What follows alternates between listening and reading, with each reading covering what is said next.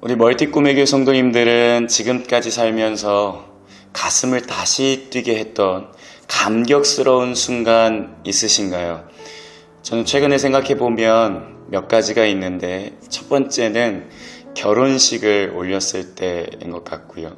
두 번째는 자녀가 태어났을 때였고, 마지막으로 세 번째는 최근 목사 안수를 받았을 때, 그때 제 심장이 막 다시 뛰는 것 같은, 그래서 얼마나 감격스러웠으면 흥분을 막 가라앉히지 못했던 기억이 아직도 생생합니다. 그런데 오늘 본문을 보니까 사도 바울도 이 흥분을 가라앉히지 못하는 어떤 일이 있었나 봅니다. 그냥 글로 읽었을 때, 그냥 읽었을 때는 몰랐는데 계속해서 묵상하다 보니까 사도 바울의 막 마음이 느껴지는 거예요. 3절과 4절입니다. 곧 계시로 내게 비밀을 알게 하신 것은 내가 먼저 간단히 기록함과 같으니 그것을 읽으면 내가 그리스도의 비밀을 깨달은 것을 너희가 알 수 있으리라. 도대체 어떤 비밀을 알게 되었길래 사도 바울이 이토록 흥분하고 감격스러워하는 걸까요? 너희를 위하여 내게 주신 하나님의 그 은혜의 경륜을 너희가 들었을 터이라. 사도 바울이 흥분한 이유는 바로 하나님의 이 은혜의 경륜 때문이었습니다.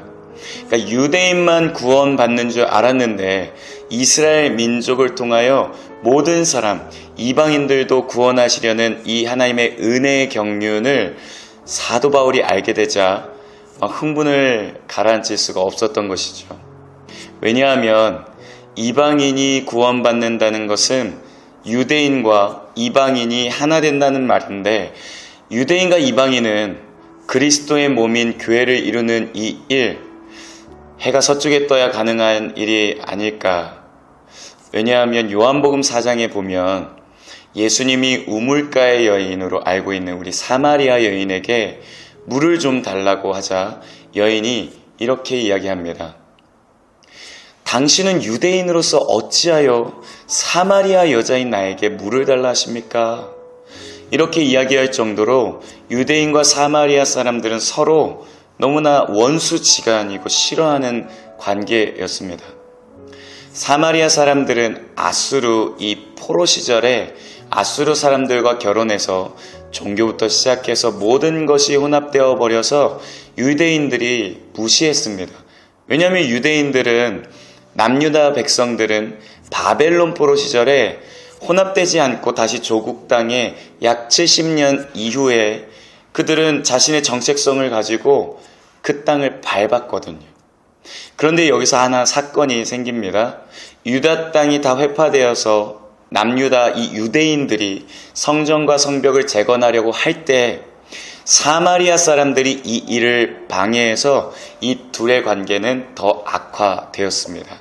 그래서 유대인과 사마리아 사람의 이 관계만 보아도 유대인이 완전 다른 이방인과 하나 될 수 있는 것은 불가능해 보였습니다.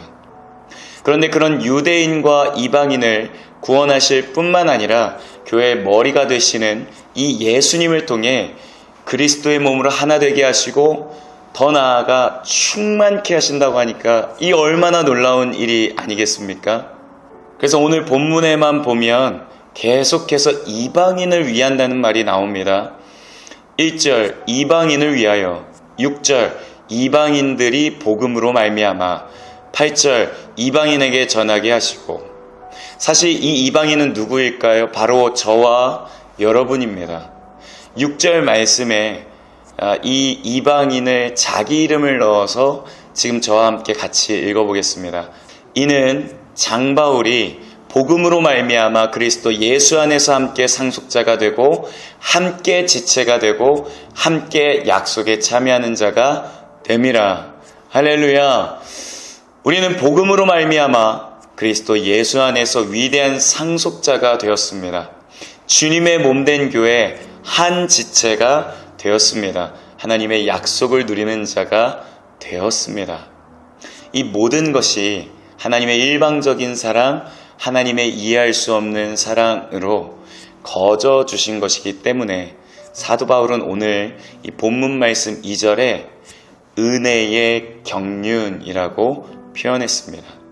또 12절을 함께 보겠습니다. 우리가 그 안에서 그를 믿음으로 말미암아 담대함과 확신을 가지고 하나님께 나아감을 얻느니라. 여기서 사도 바울이 담대함과 확신을 가지고 나아가라 라고 말하지 않습니다.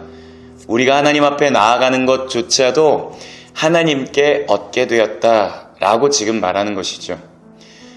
이방인이 구원받는 것, 우리가 하나님 앞에 구원받는 것도 정말 감사한 건데, 구원받은 우리가 살아가는 모든 순간에도 하나님 앞에 나아갈 수 있는 것, 하나님의 은혜로 살아갈 수 있는 것이 나 때문이 아닌 하나님이 계속해서 부어주시는 은혜 때문에 가능하다라고 이야기하는 겁니다.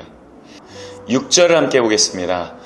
이는 이방인이 복음으로 말미암아 그리스도 예수 안에서 함께 상속자가 되고 함께 지체가 되고 함께 약속에 참여하는 자가 됨이라. 여러분은 혹시 우리 공동체 안에 또 누군가 하나님의 은혜로 사업이 잘 되었다는 소식을 들었을 때, 그리고 기적처럼 어떤 질병을 고침받았을 때, 그리고 어떤 성도님의 자녀가 잘 되었다는 간증을 들었을 때 여러분은 배가 아프십니까? 아니면 내일처럼 기뻐하십니까?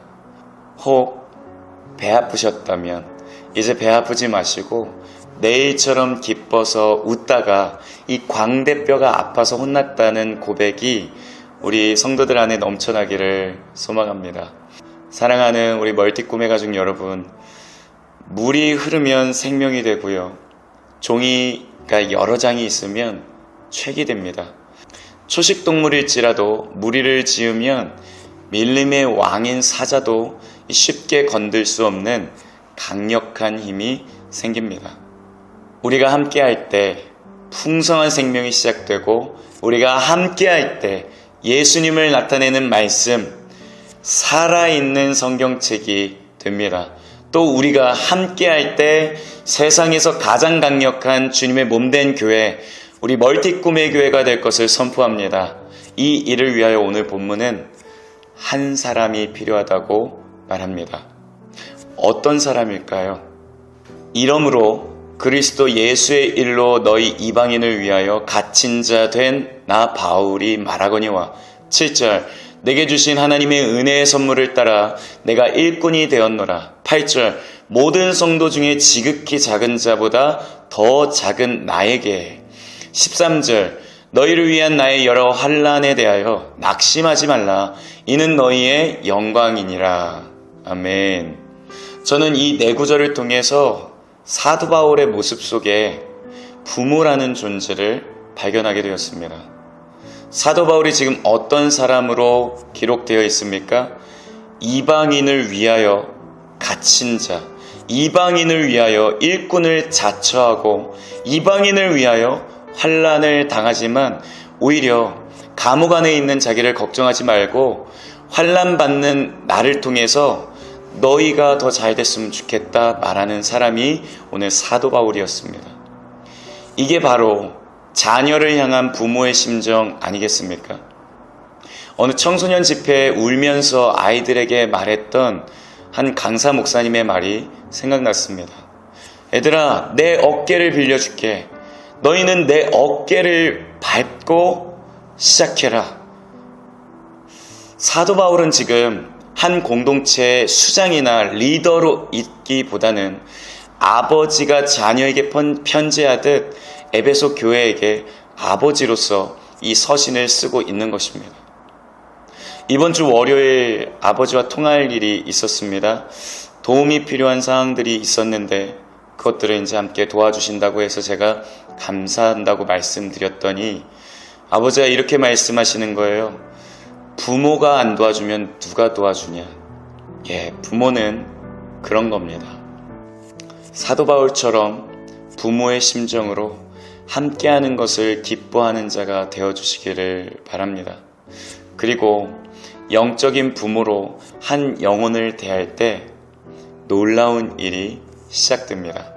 저는 멀티 꿈의 교회 모든 성도님들이 사도 바울과 같은 영적 아버지, 영적 어머니로 한 영혼을 대하고 한 영혼을 섬기고 한 영혼을 위해 울고 한 영혼과 함께 웃는 그런 부모의 심정을 가진 자, 아비의 영을 가진 자로 이 교회와 영혼을 계속해서 사랑하면서 하나님의 일꾼을 자처하는, 감옥에 갇히기를 자처했던 사도 바울과 같은 아버지와 어머니들이 많이 일어나기를, 영적인 부모가 많이 세워지기를 예수님의 이름으로 축복합니다.